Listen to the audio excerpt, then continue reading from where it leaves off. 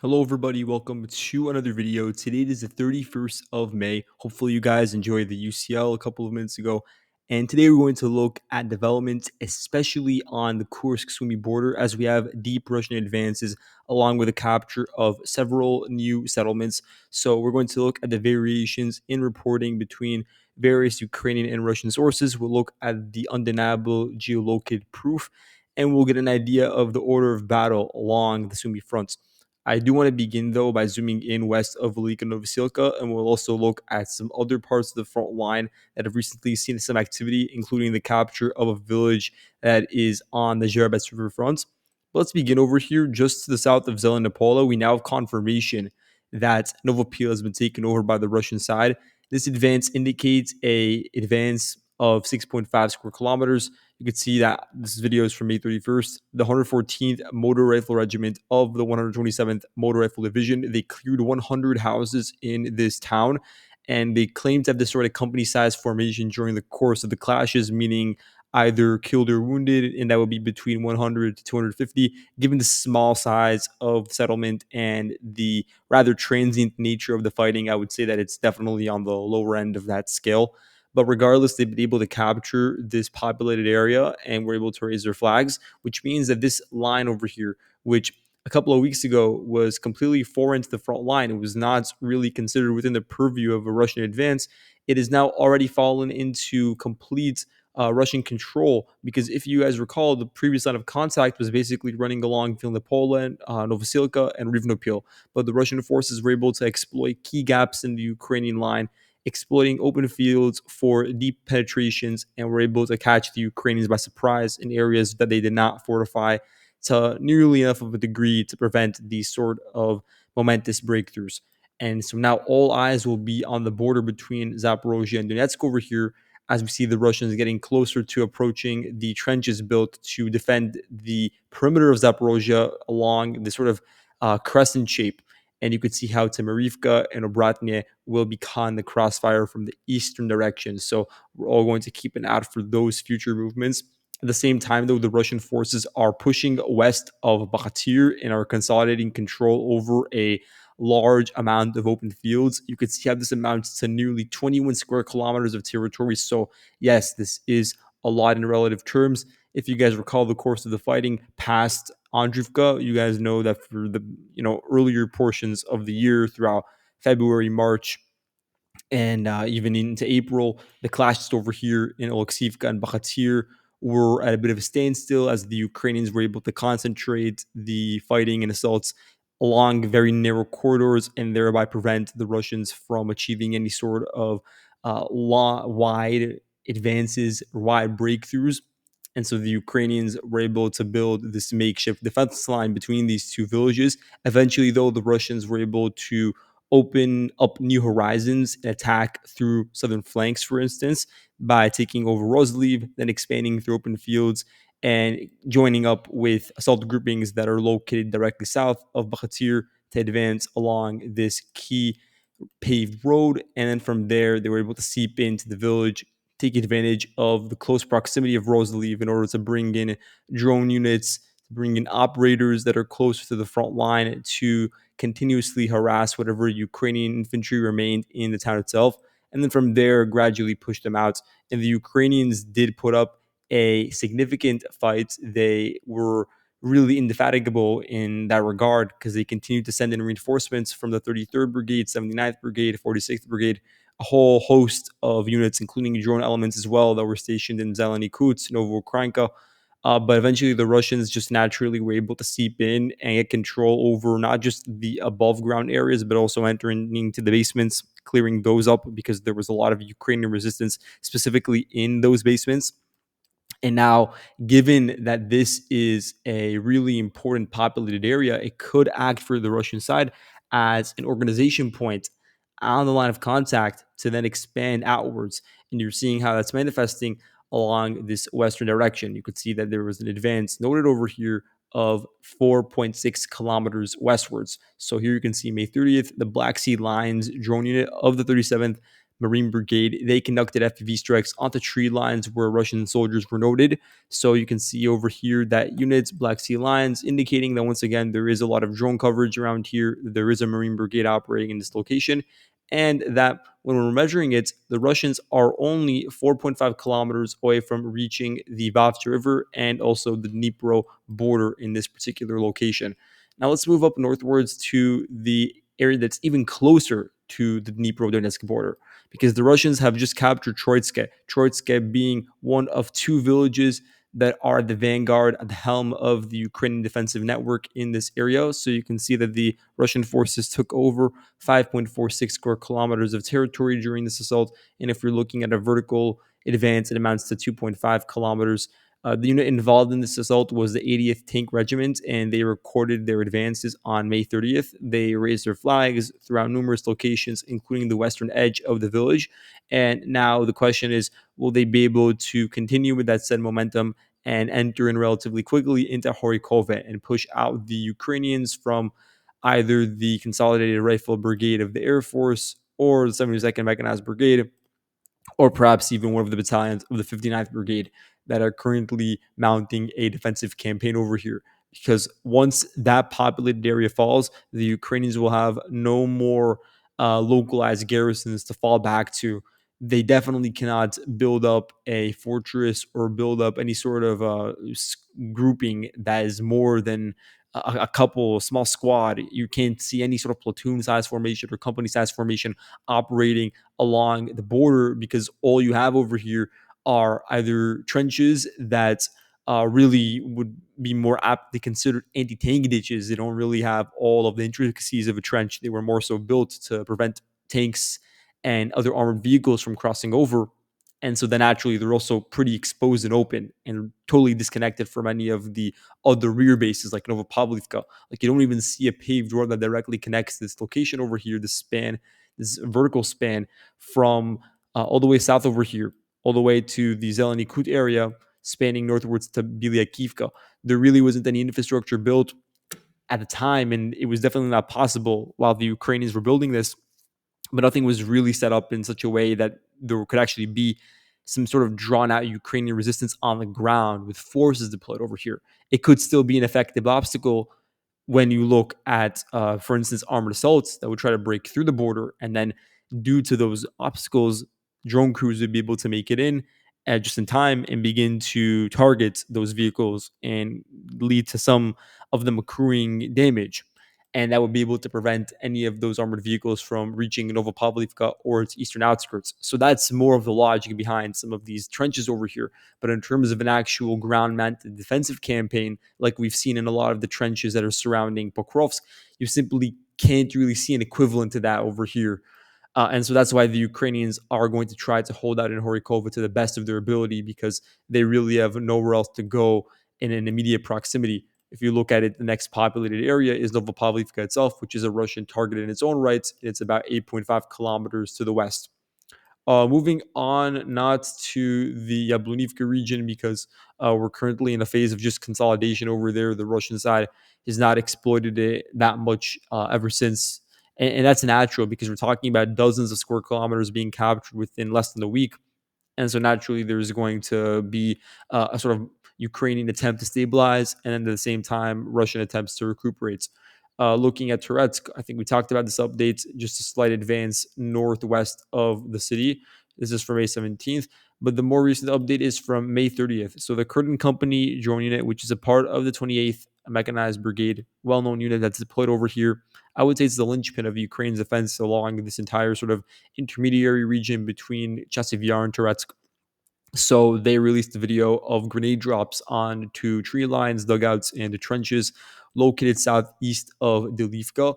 And you could see, based on this, that the Russian forces have nearly arrived at the populated areas of Delivka. They're only about 800 meters away. And this is important, as it's one of these only populated areas in this entire region. Look at it. East of Konstantinivka, you only have a couple of towns that are of note. You have Pratichny, which is a bit disconnected from the area that I'm specifically referring to with Delivka specifically. So you have Alexandro Shultine, you have Bilahora, and a lot of these villages, They're just sort of natural extensions of one another. They're connected, and then they're also spanning out, stretching out into these low-lying ditches or depressions or ravines. And so, in effect, they're all basically connected along a wide enough line that has all these inlets or outlets, you could say. So Dolivka is just one of those extensions from the Bilahora area. And then everything between these valleys or these ravines is located on high elevation. And a lot of those areas include really dense trench networks that have been built up by the Ukrainians for years. Before the war even started, a lot of them were built. But also, for the past 2.5 years, we've basically had a frozen line of contact along the Donbass Canal, which has given the Ukrainians a lot of availability, a lot of space to continue to build up and expand these networks. But now we're seeing the Russians begin to overturn a lot of these areas and take over a lot of these dense defenses, which would then give the Russians, of course, an option, a route open to the southeast of Konstantinivka to begin to roll in along some of the key established paved roads. So you can see that over here with this recent advance amounting to 8.7 square kilometers of territory with the geolocation from May 30th. When we look at the advance from a vertical perspective, it amounts to 4.6 kilometers. So it is notable for this area, which has been static for such a long time. And the Ukrainians do have a sizable garrison defending over here due to this threat. So 110th Mechanized Brigade, obviously, we know it's deployed around here. And then you have just a lot of the core membership of the Toretsk grouping. And now that Toretsk is obviously no longer along the front line, a lot of those groupings that were involved in fighting in, say, northern Toretsk are now deployed directly north of the city and are involved in dragging out the fighting in Delivka and in the future, perhaps Bilohora. And it will be interesting to see how in the coming months, because this will be a sticking point throughout the year 2025, how the front line in Toretsk and Chasiv Yar end up converging with the objective of reaching Konstantinivka.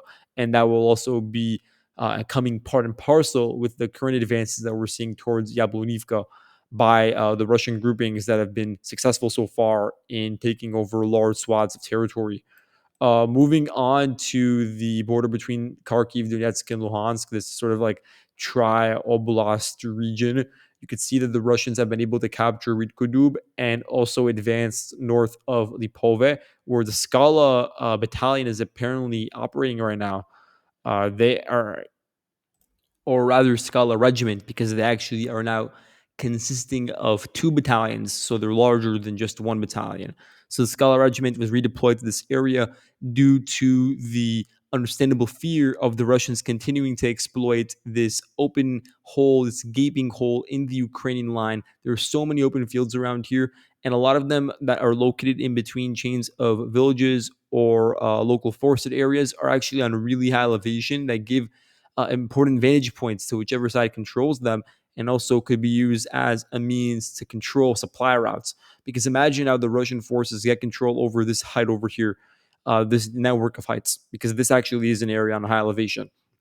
That would give them just the perfect position to set up fire and also have a great line of sight towards all of the movement that's coming in from, say, Oskil, Pisky, Radkivsky, Rubitsy, and then it all sort of connects along this paved route that crosses through Chandri Holove, which is a really important logistics point for the Ukrainians near the front line. From there, it could either go towards a line of contact, where we're seeing the current Russian advances, or it could go towards Liman, being obviously the largest Ukrainian populated area, town, city, whatever you want to call it, that's relatively close to the front line, maybe like, I don't know, 10 kilometers away right now. Let's measure it actually. And that's all done through a pretty tight knit grouping of roads. There aren't that many roads over here. And the ones that are located in this area, a lot of them are poorly maintained. So the very few that actually are viable, having some sort of fire control, being able to apply pressure through direct fire towards them would, of course, be an issue for the Ukrainian side, looking at the Liman region, because, coming in, supplies coming from the south are possible and they do occur a lot, but it does become more complicated with issues crossing the Donetsk River, crossing over some of the floodplains. And so that's another thing that the Russians can take advantage of later on because they definitely do have aspirations of taking back Liman. That's for certain. The Russians are shaping these operations in such a way that will eventually give them control of the northern flank needed to attack towards Liman. So that's all within the Russian calculus right now. But for the time being, they're advancing into Rid and captured 2.6 square kilometers of territory. Russian flag was raised May 29th. Rid if you guys recall, was a town that went back and forth during 2022. The Russians initially captured it. Then the Ukrainians took it back during their Le Mans counteroffensive. I have a video about it from a while back if you guys want to see. But now the Russians have taken it back for a second time and have raised their flag over there. Looking northwards, I want to zoom in actually on the Oskil river fronts because the Russians have actually done something really interesting. And I believe this is the first of many similar types of movements. So we talked about in the previous video, Storifka, this village that is basically just on the border between Russia and Ukraine, on the border between Belgorod, I believe this is, and Kharkiv. So the Russian forces have been able to capture all of Storifka. They sent in DRGs, a very small amount of DRGs, but they were nonetheless able to overrun the local Ukrainian defenses of the 3rd Tank Brigade, raised their flags. They initially launched an MLRS barrage in order to push back the Ukrainians and target their positions, and thereby have created a situation that's extremely dangerous for the very small amount of Ukrainian forces that are actually located in this perturbed area. You can see it over here. This area is sandwiched in between Storivka and Topoli. So naturally, it will eventually come under Russian control due to the flanks being under threats. And then from there, you'll have a much more solid base, I would say, for ground operations, for ground movements coming out of an area like Kamyanka to begin attacking deeper and deeper into the Kharkiv region, because you just don't have enough manpower. And this isn't really an issue with key parts of the front line right now, but when you look at the entire span of the front line, it's pretty abundantly clear that the Ukrainians don't have enough manpower to actually hold on to every single square inch of the border, especially along areas that are rural and have not been within high intensity conflicts in recent months. And so then it naturally breeds itself to conditions where Russian DRGs can be sent in to very quickly occupy a border region. And then if they see that there is potential, there is viability for an expansion, for something that could actually be strategic for the Russian side moving forward, then the Russians could actually capitalize on it and continue pushing deeper. And so that's something that could definitely happen in Storivka because it has a very concrete connection to what's going on in Kamyanka. And who knows, if this continues to develop, then the Russian DRGs might be able to do something similar, try to pull it off along other hamlets that are running along the border. And the Ukrainians won't really have much of a means at their disposal to target and push back every single one of those individual instances, even if the DRGSLs are pretty small in their own rights. And for instance, we have the 1st Battalion over here of the 27th Motorized Brigade. They're one of the units that is involved with the assault on Kamyanka in tandem with the 344th Motorized Regiment. So just keep an eye out for those units. But let's move on to Sumy because over here we just have numerous updates to the front line. So first of all, south of Plikhovo, the Russians have actually crossed over the border. They crossed over the Psel River to a certain degree. You can see they captured about 6 square kilometers of territory and entered into this nature reserve. I don't know what you'd even call it. Some just sort of floodplain that's on the Ukrainian side, Sumy border, pretty close to Alexandria in this location. This is a relatively open area, and you could imagine why the Russians want to attack over here for multiple reasons. First of all, it would sort of begin to apply pressure onto the Ukrainian offensive groupings that are currently trying to situate themselves and seep into the forested areas north of Malaivka and Gopturovka. So in a way, it would sort of push back some of those Ukrainian incursions. And at the same time, because this area is largely open, the area that I'm going over with these red lines, it definitely could be cut off and then very quickly seized by the Russian side, which would naturally create a more linear, stable front line for the Russians that would give them a strong base of operations to actually attack Miropilia. Miropilia can naturally be attacked from the north, but you have to cross over the Psel River, and so that could be a bit of a headache. Over here to the east, though, there isn't really a sort of body of water to separate between the Russian or Ukrainian side. You just have the border and obviously the Surovikin line that's acting as a defensive barrier that the Ukrainians are trying to use. Besides that, you just have this open span of territory, and then you arrive at the eastern flank of Myropolya. And this is obviously going to be one of Russia's goals for the Sumy offensive, to take over a lot of these medium-sized towns that were used to organize the Kursk offensive in the first place. Myropolya is a good example of this, but there are others. Zapstilia is another one. Velika, Rybitsia is another one. Bohritsia. The list goes on. And you could see how Myropolya, being immediately next to the border, is an opportune target. So that's a part of the logic behind it. And also, you have this grouping of Russian forces that were involved in the full capture of villages like Plechovo and Kirillovka, Melovoy, etc. And since then, they haven't really been deployed much. They've had a month and a half, 2 months of operational rest, and now they can be redeployed into Ukraine itself to expand offensive activities. There are a lot of these units, like 22nd Motor Rifle Regiment, 40th Naval Infantry Brigade, 810th Naval Infantry Brigade over here, really important units. A couple of other ones, some of the Akhma elements is involved as well. The 15th Pitnachka Brigade DPR unit, but they are deployed to this area. So the list goes on, really.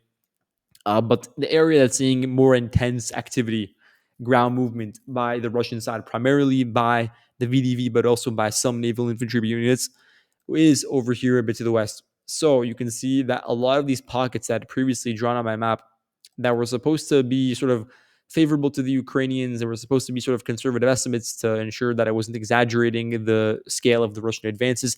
At this point, due to reporting from the Ukrainian and Russian sides alike, and due to some of the geolocations that we've seen come out recently, I just can't see a situation where the Ukrainians feasibly have control over a narrow route that is sandwiched in between two Russian attack vectors that's located entirely on open fields that directly connects to the border with Russia. It just is not likely at this point. And we haven't really seen any videos recently of the Ukrainians exerting any influence or moving around here. So this is another 19 square kilometers that have now fallen under Russian control naturally, not due to the Russians fighting over each plot of land individually, but due to their attacks that were born out of Zhuravka and then from there went to the Vilovodi, and the attacks that ran along the Novenke Loknaya line. And as a result, the Russians are now at the northern gates of Yunikivka. There were some reports of them beginning to attack towards the northern outskirts, but until we get some sort of verified, uh, you know, actual evidence of that, I'm not going to change the mapping to indicate that the Russians are in Yunikivka. But the fact of the matter is, due to these recent consolidations and due to the strengthening of positions around Loknaya, the Russians are now in a prime position to actually begin launching direct assaults towards Yunikivka. So definitely keep an eye out for that in the coming days. And also here, west of Bilovodi, you have an area amounting to nearly 35 square kilometers of territory that was completely taken over by the Russian side. So the Russians, they took advantage of some of their initial beachheads across the border, like Vasilivka, and the fact that the Ukrainians simply lack the ability to resist on a large scale within open fields. This is simply not feasible because even though the Ukrainians do have a sizable garrison in this location, these open fields do not have the necessary amount of defenses or obstacles in order to push back a Russian side with the momentum that we're currently seeing from them. And so the Ukrainians, they withdrew back to more favorable lines that are pretty solid, pretty linear, you could say, not many salients pushing out. They hope that this could be a temporary fallback line, but the Russians are already taking advantage of the situation to continue exploiting gaps in the Ukrainian line. But just saying, the Ukrainians are now trying to defend around Novomykolaivka, around Varchine, around Yablonivka, and by extension, Unikivka. So those are just a couple of villages that are running along the front line that the Ukrainians will actually invest resources in from Ranger units, from 67th Mechanized Brigade, from TDF units like 103rd and 116th, from Marine units to a certain degree. You have the 73rd Naval Center for Special Operations, mechanized units, 22nd Mechanized Brigade, 92nd Assault Brigade. There are a lot of these examples over here of core units involved in defense in this region. You also have assault units, you have air assault units, all of them involved in this. The Russians, though, they took over Vodolakhi. This was confirmed by Petrenko, and also Volodymyrivka, which was also confirmed by Petrenko. Whereas Deep State considers these areas to be a gray zone, but admits that the Russians do have the momentum and are pushing into these areas. Due to the capture of Volodymyrivka, you have now this paved route that directly enters into Novomykolaivka, and then from there to Oleksivka. This is a really important road because it actually eventually connects to the highway that enters into the northern outskirts of Sumy. So you don't have that many road networks in this area. So basically, every single one that's available at your disposal has to be taken great care of and has to be controlled and used to the greatest extent possible. Because really, when you look at the terrain over here, it is pretty rugged. There are a lot of vicissitudes when it comes to elevation versus depressions, and then you have a lot of rugged terrain moving southwards into these forested areas. So having control over the paved roads, the very few that move southwards, like this one over here, or say this one or this one. And we're talking about a really broad area, but despite that fact, we're only looking at 3 paved routes. Look, this is an area that spans like 25, 26, 30 kilometers, and there are only 3 paved routes moving southwards. So that's why is a logistical bottleneck for the Ukrainians. Right now, it's not a crisis for the Ukrainians because they're not enveloped in these areas, so their logistics are not threatened on the eastern flank, for instance, or on the western flank, but directly from the north, just due to the extent of Russia's firepower at their disposal, due to conventional means like artillery or through drone crews like the Rubicon drone units, that already creates enough of an issue and enough of a bottleneck for the Ukrainians as they begin to move in equipment that's approaching the border or the line of contact. So that's another issue that the Ukrainians are experiencing, but it's definitely not as bad as it was during the Kursk days when there was just this massive envelopment of Ukrainian forces and they were, enduring attacks from all directions as they were moving into the salient. Right now, the Russians, they have the 83rd Air Assault Brigade being one of the main pioneers of the advances over here, along with the 51st Airborne Regiment, and there are a couple of other ones. The 217th is located near Titkino. You could see one of their battalions, at least, is deployed over there. You have a lot of the Akhmat units that are currently deployed between various parts of the Sumy border. You have the 1,427th Territorial Motor Rifle Regiment. So you have a couple of those newer form units that are involved. You have the 104th Air Assault Regiment, and you have BARS units. You have 234th Air Assault Regiment, and then you have the 155th Marine Brigade. And there were a couple of other examples. I'm going to organize the order of battle and deployments because they are a bit inaccurate, but every single thing that I read is actually true.